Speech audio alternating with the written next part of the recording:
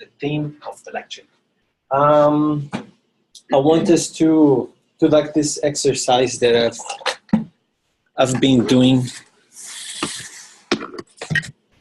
about this passage of the gospel, which is very useful for us to use tonight. Oh, disconnected. It's back. Yes, when I moved. Okay, so Jesus was approached by a lawyer. I think everybody knows. I have heard this before. And he asked, what do I need to do to inherit eternal life? And Jesus replied, what does the law say? And the lawyer is supposed to know the law. And then he answers saying that to love God above all, with all your heart, with all your soul, with all your strength, and with all your mind. And then thy neighbor as thyself. Never remember with this beautiful archaic English. And for us to use this, I believe we all here, we want to acquire to inherit eternal life. And tonight, the study, it's a part of this exercise. And just an exercise to keep us in the best, using the best dimensions of us mortal beings. So first of all, when we hear the word commandment, it's important for us to do this disclaimer that Jesus will never teach us that we have to love. It's an obligation, something that we have to do. Because as the most superior psychotherapist that exists on earth, the greatest educator, Jesus knew that we don't love by force because we have to. We love by choice. So the word commandment here actually means exercise. So when we ask Jesus, what is the most important exercise activity? So love God above all. And this is kind of like very abstract. And it will take a long time for us to fully understand what loving God means. But I want to have like a little brainstorming. Kind of, you guys can think in your own words. What do you feel like love God means? It doesn't need to be an example, more like in the abstract way. Loving His creation. Loving His creation. So the question is, what does it mean to love God? Yeah.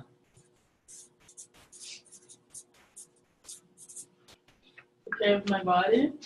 Take care of my body. He makes, right? So that's part of loving His creation. Loving the body. What else? You were saying something? I was thinking, like, love myself. Love myself.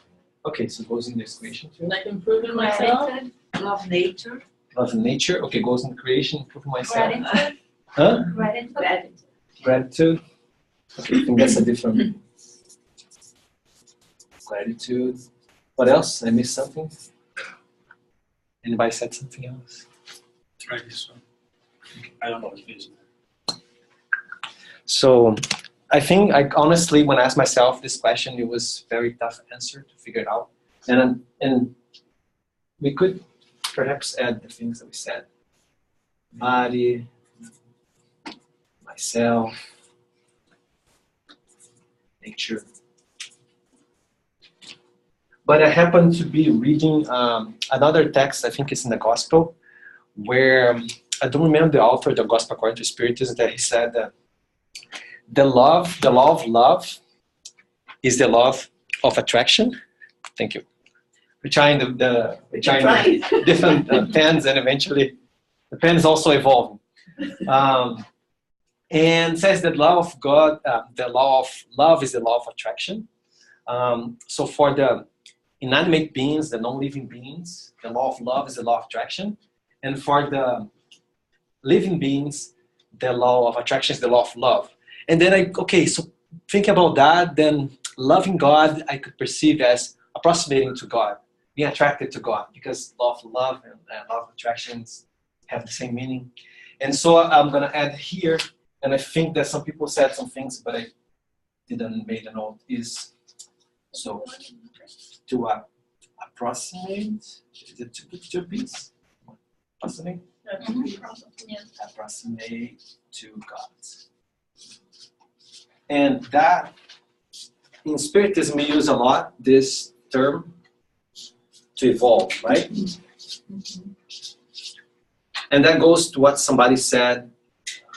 Somebody said about evolving. Prove ourselves. Improve ourselves. Improve ourselves.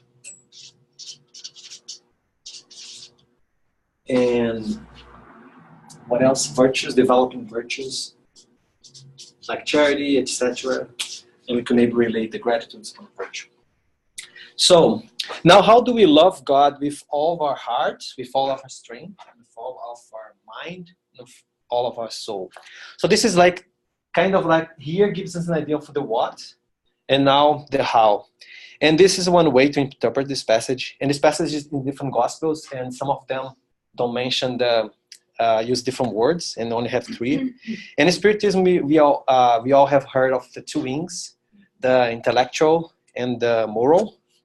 Develop of the mind, of the understanding, with all our understanding, and with all of our heart, with our emotions, with our feelings. And the gospel is about the development of our feelings.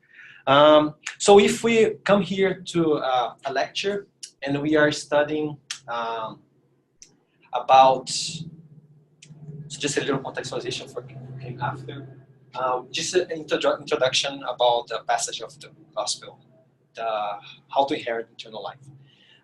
So we might be just learning with our mind, understanding, memorizing, knowing what the Ricardo said, what Joanna, Angelis said, Ricardo, etc., and discuss. And this is really important. But there is a risk if you only stay on that side, because that's not going to help us to evolve, to approximate to God.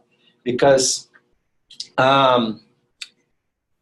we approximate to God by becoming dematerialized, and if we don't transform our feelings, that's not going to be possible because we are attached to the material things. But that's important, because if we go to the other side, to the emotional part, and we develop our feelings, for example, and without the reasoning, let's say we could be going to the direction of the blind faith, where we believe because we were told, but without questioning, we don't know. And Joanna says that there is a risk of the blind faith. Allan Kardec also mentions a lot, because when the challenging situations of life comes, and they will come, and they came already, and they will continue coming because they help us to evolve. If we do not understand on what we believe, it might break our beliefs. And I personally believe that perhaps that's why there are so many atheists nowadays. Some of the souls who in the past were in the blind faith, eventually when the tough situation came, stopped believing, I was doing everything I was told I have to do for God to protect me. I was bargaining, merchandising God's protection, and I didn't get it as with my dirty lenses, that's how I believe, and then stopped believing. So both of the wings are important, and then we're going to use this for tonight, for the learnings of tonight. And then, but we may understand, and we may feel like, oh, I like what I'm learning here. I like what Emmanuel said. I learned about Magdalene, and that's going to inspire my life. But if we don't do any actions, we don't change, still we're not getting closer to God, we're not evolving. And because we are not evolving, we are not loving His creation with the limit of our strength. And that's the last item of the passage in the Bible. Because can we be from now on, after learning this lecture, the studies of the Emmanuel and Humberto de Campos, can we be perfect as Jesus from now on and do everything that Jesus did? No. That's not possible. And that's important for us to understand. What? Yes, but it's going to take a while. It's going to take a while. It's not going to be now. So it's important for us to understand our strength, the limits that we have. So we don't demand so much on us. But that doesn't mean we don't take actions. It's just like a measurement. So as for example, if we think about, let's use a metaphor of a car. Does everybody here drives car? Okay, US, everybody drives. Yes. And some people professionally. So let's just, for analogy, we want to, ultimately we want to inherit eternal life. And So to approximate to God, that's the destination. So that's where we want to go. Our car, we can think as of our body, our lives, and we are the drivers, the immortal spirits, incarnated. And Earth is a school for us to learn, to evolve to God. And we could think as the mind, we could think as about the navigation mechanism, like the maps, GPS. The better the map, the better we can get the destination. And we can improve the map, we can upgrade the map, and we do that by learning, so since the map, I'm putting here as the intellectual part. And then we could think, perhaps, maybe the traffic laws, we could think about the divine laws, moral laws. But I would say that the emotion, development of emotion is the fuel. So the better the fuel, the better the engine is gonna work. And if we don't have fuel, if we don't put gas on the car, then we can't move. And then we are the drivers, and the driver chooses to handle the wheel, the steering wheel, to accelerate and to brake. So this is how we're putting free will in action. And the limit, now this is an interesting part. Who uses GPS here? Or maps, apps? Okay, so I think everybody, or almost everybody. So there are basically two questions that the maps asks you, right? What are those? Where are you and where are you going? Where are you and where are you going? So where are you going? We're going to God. And where are we? And this is knowing our strength, the limit of our strengths. The Spiritist book says that the good that we are invited to do is the good that we can do with the limit of our strength. And we acquire that with self-knowledge. So when we look at ourselves, we figure out what is, where am I on my pathway of evolution? What are my bad tendencies? So that's the question. And you can ask to yourself inner and hold it for the night and use it as development. So what are your wrong habits to be extirpated? If you already know, then you can ask yourself, what are the good habits to replace them, to transform? Sure, you can choose one, like the most important one. We all have the serious one. Okay? You can choose more than one too. And then they're all related. In a certain way, our habits are related. The virtues that we develop, they also help each other. And so, now finally Magdalene. So Emmanuel, in this text that Katie read for us, The Pathway, the Truth, Life, by Spirit Emmanuel and Chico Xavier. Does everybody have heard of Chico Xavier, Emmanuel? Yes. Okay, yes? Okay, yes. Okay, so don't need to, from now on I'll be asking this because I don't want to assume people know and then say something that. So Emmanuel questions, why did Jesus choose Magdalene to show first after the resurrection? So he appeared to her first. This is on the, I believe, all the Gospels. So do you guys you want to show that the Gospels are including this is the ones who made mistakes? Including the ones made mistakes. This is a good point. Anybody else? Do you remember what Emmanuel said specifically? Because transformation. Yeah, that's the hints there. Because she, and it's exactly correct to what you said. So she was at this time the greatest example of transformed life. And the gospel is a divine code for transformed lives. So Jesus didn't come here to teach angels about the divine law. He came to teach us, sinners, people who don't know yet, or maybe we know we don't feel yet, or we feel but we don't do. So he came to teach us the divine code. And so he didn't show up to his mother, his loving mother, or to Peter or John, even though they had still their sins and their mistakes. But Magdalene was a very extreme case. And so we're gonna tonight, as we continue the study, talk a little bit about Magdalene, the current understanding that we have about her, and the Spiritist doctrines and the revelations that brings about her, and her meeting with Christ and how that changes her life. and she can be a very strong, inspiring example for our own changes. And this, so we can use to love ourselves and to practice this exercise, so we can get maybe a little bit closer to God tonight on the specific bad habit that should be thought about.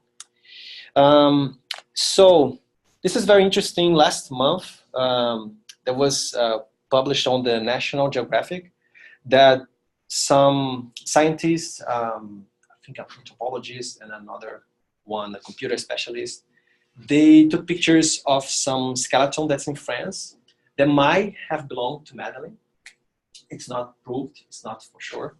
And then they rebuilt the 3D model, and they came up, and based on the customs of the time, that ethnics, they came up with this image, which might have been how Magdalene used to look like.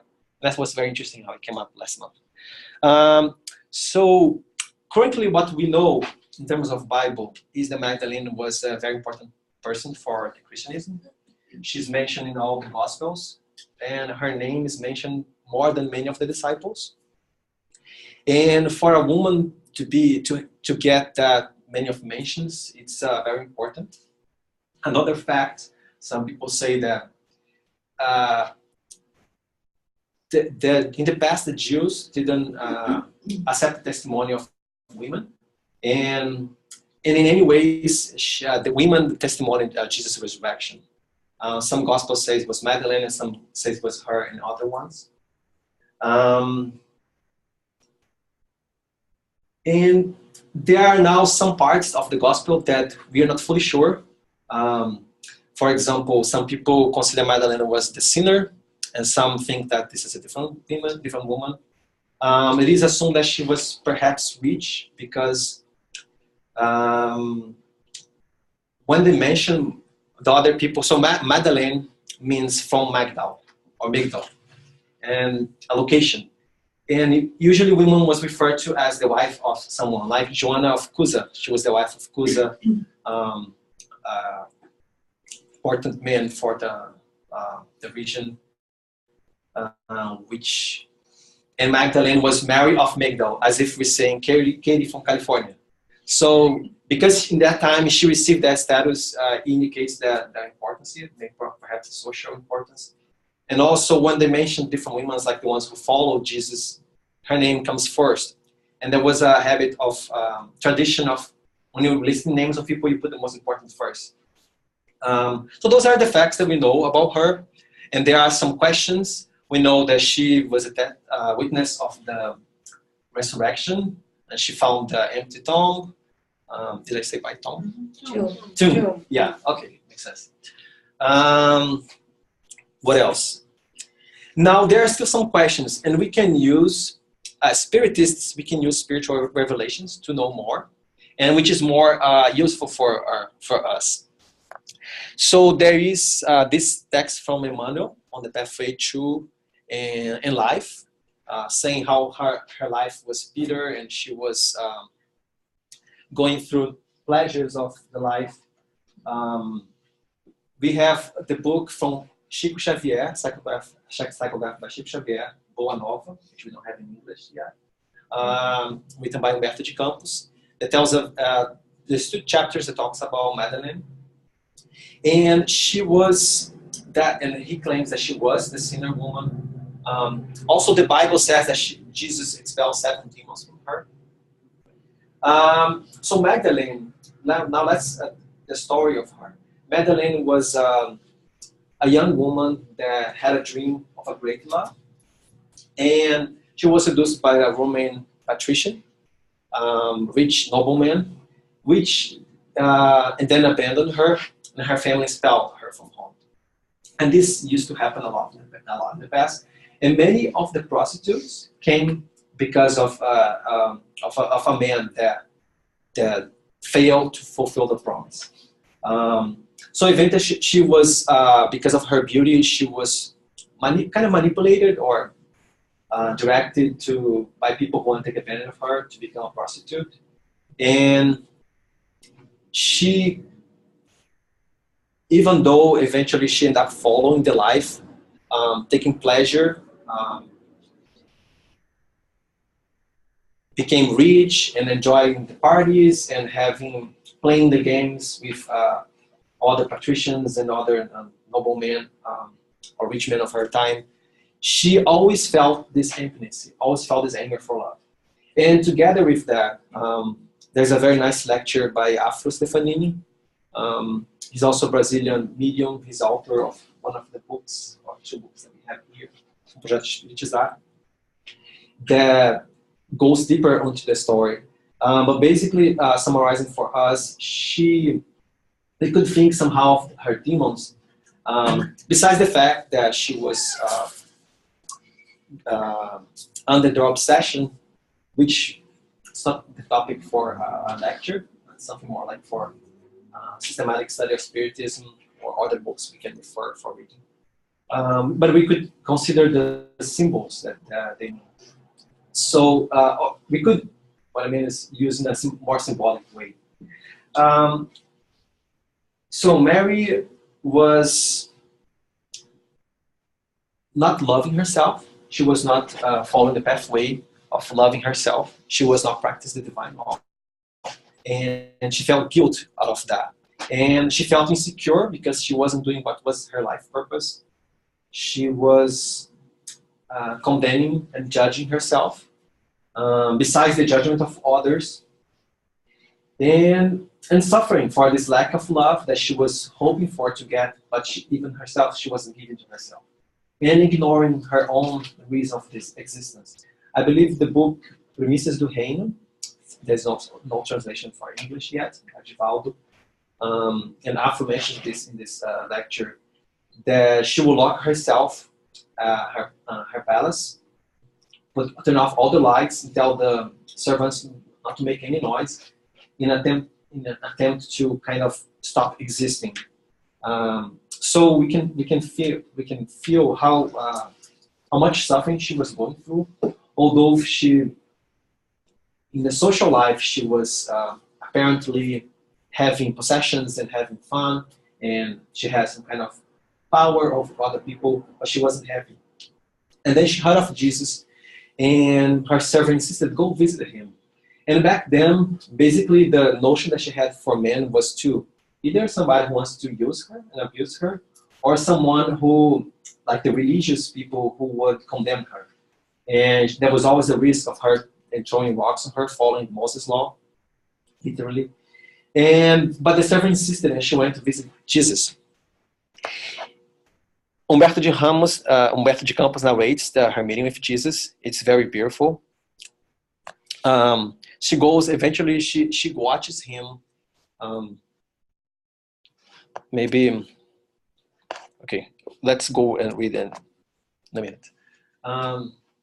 So she goes and she watches him speaking, and she comes back home. And then eventually she goes to this very reflective time where she's comparing all the beautiful teachings that he's giving, the invitation for the gospel and giving hope, and the choice of going back to her life. And she couldn't enjoy anymore. She was feeling existential boringness, emptiness, kind of like through a crisis. And then she decided to go visit him. And she went to Simon Peter's house.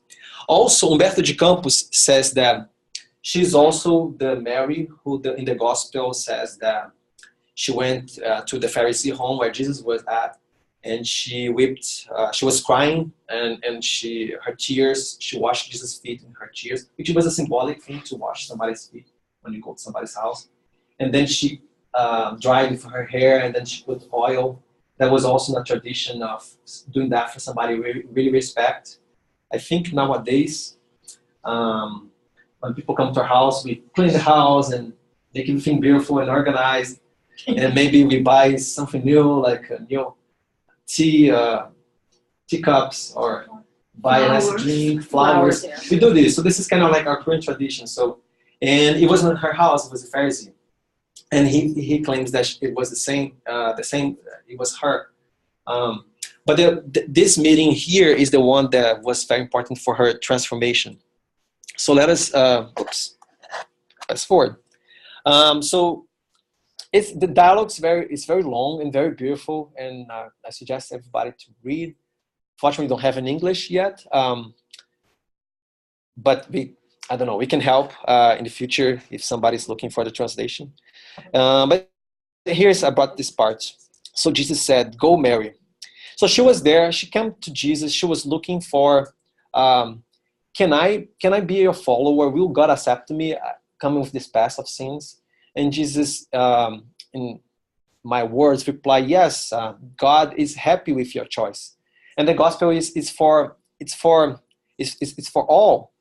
And would God want us to be condemned to sin forever? And the answer is no. And then he gives her the invitation, suggestion: go, Mary, sacrifice yourself and always love. Long is the road, difficult is the journey, narrow is the door, but faith removes the obstacles. Fear nothing, we must believe only. And so after the meeting with Jesus, she abandoned her old life, and she lived a life of transformation from that moment to the end. And then back to our question. So Jesus appeared once she followed him like with other women, different than the disciples. So we can see like the transformation, like coming from lower, if we could put it that way. I don't think we can. And she went to the other point where even the disciples abandoned him in the most crucial time, and she didn't abandon him. And then when everybody was sad that when Jesus passed away, everybody was sad. She went there on the third day to bring some flowers and some things to kind of like bring a present and to revisit the moments that she had, because she really loved him and he was an important change into her life. The first person who really accepted her and taught her to accept herself. And then Jesus appeared to her. So there's many other reasons like we discussed, but what Emmanuel brings to us is that she was a great example of transformation of life. And now let us do an exercise for transforming our lives. And let's use the example of Magdalene. So here, just this graph. Just first, whenever we're doing this exercise that we are trying to figure out like our bad habits, in this one we are talking about being negligent for our own evolution, and or licentiousness, like doing things that I know is wrong or I don't care. And there is also risk that we, instead of evolving, developing responsibility or developing the virtue, there's always a risk that we go into another extreme of our ego, which is the mask. So here, in her case, we put in here the guilt. That's what she was feeling. Because when we feel guilt, we are not really changing the root cause of the problem that we have. I did something bad. Maybe I regret, but I don't do the work I need to do to transform and to repair. And so why would guilt happen? Because I'm proud. I see myself as better than what I really am. And then comes the guilt, because the guilt doesn't accept that I'm not as good as I thought I should be or as I thought I am. And Puritanism is another type of mask, is when I pretend that I'm good to show off for the other, which was the case of the Pharisee. And here there's an exercise that's very useful in considering that we are 2,000 years after Jesus. We're not here missionaries that came here to sacrifice our lives for others. It's most probably that we have a lot of bad habits, and we have been developing these bad habits for many lives. And so this type of exercise comes with the choice. So we really want to choose for our own goodness to evolve, to approximate to God, to love His creation. And talk about loving His creation. Since who can make choices for my own evolution, for my inner reform? Only me. So nobody else can do that for me. So that's also love His creation, because if nobody else can take care of me, can love myself. And if I don't do it, I'm not loving God's creation either. So this exercise, it's important to do every day. It's really useful and works. And not just every day, but anytime, many different parts of the day. Watch and pray. Jesus said, watch yourself and pray. And this is kind of a watch yourself exercise. That when I do, I also pray because I ask for help to help me understand. And so here it starts with perceiving. So PARDA, Parda technique. It's on the book by Alirio. Perceive is when we are trying to learn what is wrong with me. So I did something wrong, and then I'm going to exercise and realize that I was doing something wrong. And then it's very important to accept myself. And when we use the word accept, sometimes we get confused between accepting myself and accepting my mistakes. So acceptance, the deep meaning of the word acceptance doesn't mean that to be negligent, because that's not a good exercise. Oh, this is how I am and I don't care. And then we can give excuses to say, but it's to prevent the guilt. So accept that I recognize that I am like this right now, but separate, am I immortal soul? We are children of God. So God didn't create me like this and didn't create me to be like this. So acceptance works on this area of recognizing that I do carry this baggage, but I'm not the baggage. And then we use all of the best resources. We use our map and we use our love to reflect upon what we have been doing. What is the intention of these actions? So when we talked earlier about our bad habit, on the exercise, we think about, why did I do that? And we ask ourselves. And this is an exercise, the more we do, the clearer the answer becomes. And it also takes work.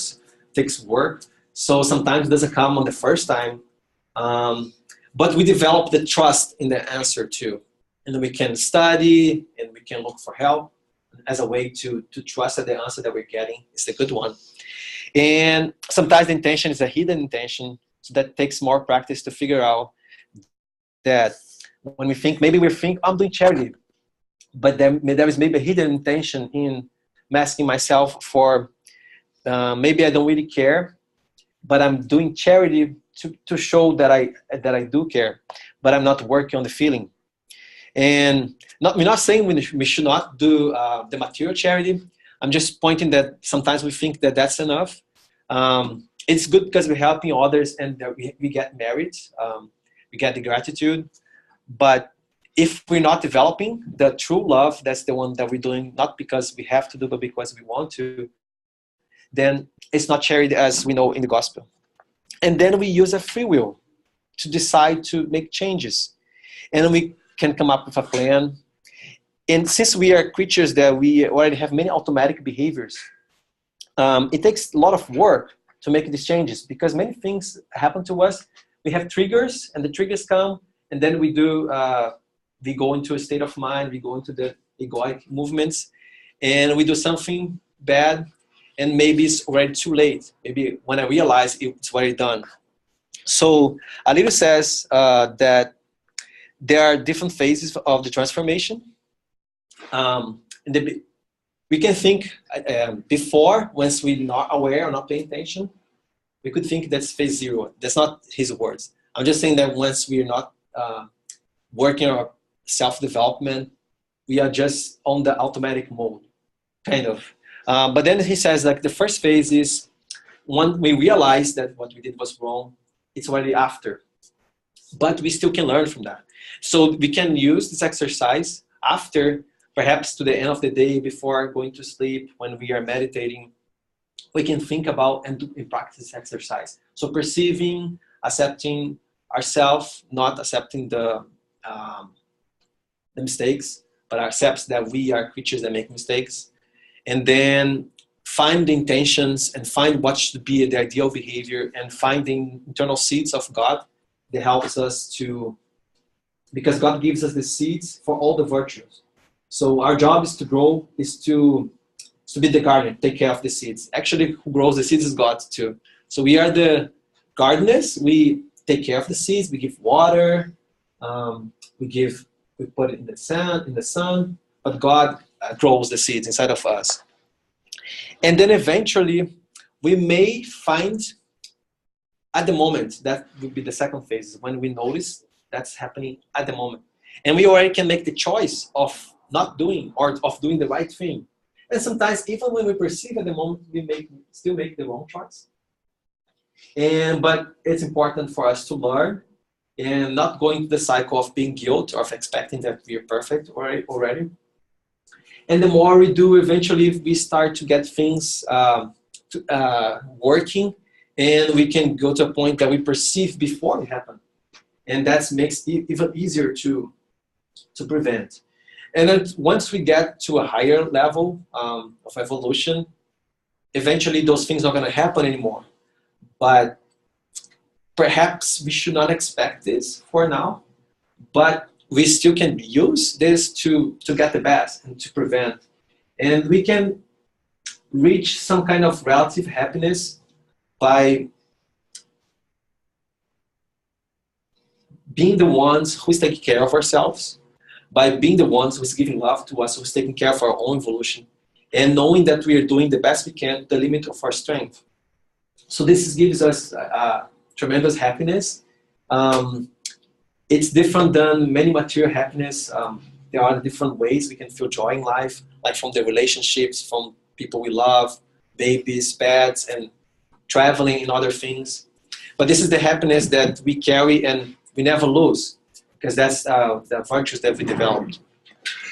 So this night, I will suggest us to do this exercise during passe.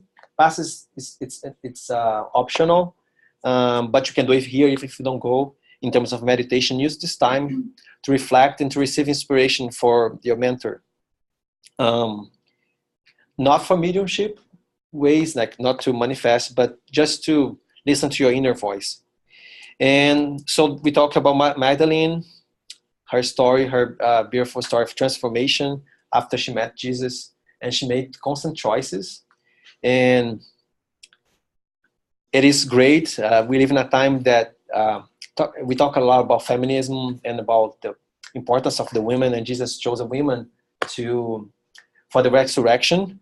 So that gives us a lot of happiness and joy that he, more than all of us, understand better the differences and the equalities between women and men. And let's use this tool for our transforming our lives. So here we have some the books that I've mentioned. So the Pathway, Truth, and the Life has the messages of the gospel, and there's this one that talks about Magdalene. There is a book in Portuguese, Boa Nova. It's an amazing book. Humberto de Campos brings many stories of the spiritual traditions about the Jesus' time. It's very interesting, and I'm sorry I don't think we have in English yet. But there are many other ones in English already, so we can study others. Like Jesus at Home also has stories at Jesus' time. And it's cool because the gospel have many symbols, and it's limited stories. And even in the gospel, it says that they didn't put everything that happens at Jesus' time. And so we can have already from the spirits who are bringing the stories for us. So kind of can be extension to the gospel.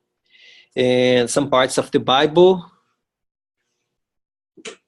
I recommend this Bible Gateway. You can choose different Bible translations, different languages. It's very cool. This book where I brought this tool for the self-improvement. And there is this lecture. It's also in Portuguese. Very nice. It talks about the conflicts, all the 7 conflicts that Mary had and how she overpassed it. And the other book that mentions stories about Magdalene, which this lecture was based on, was Primícias do Reino by Divaldo Franco, Amélia Rodrigues. So thanks for studying and learning together. Yeah, which one? The first half. Oh. This one? Mm-hmm. Oh yes, that's the exercise. And you can use the Parda technique. So I already recognize the part of me. Before I make a plan to go ahead, it's important for me to accept myself first, and then to find the intention and choose to change. And then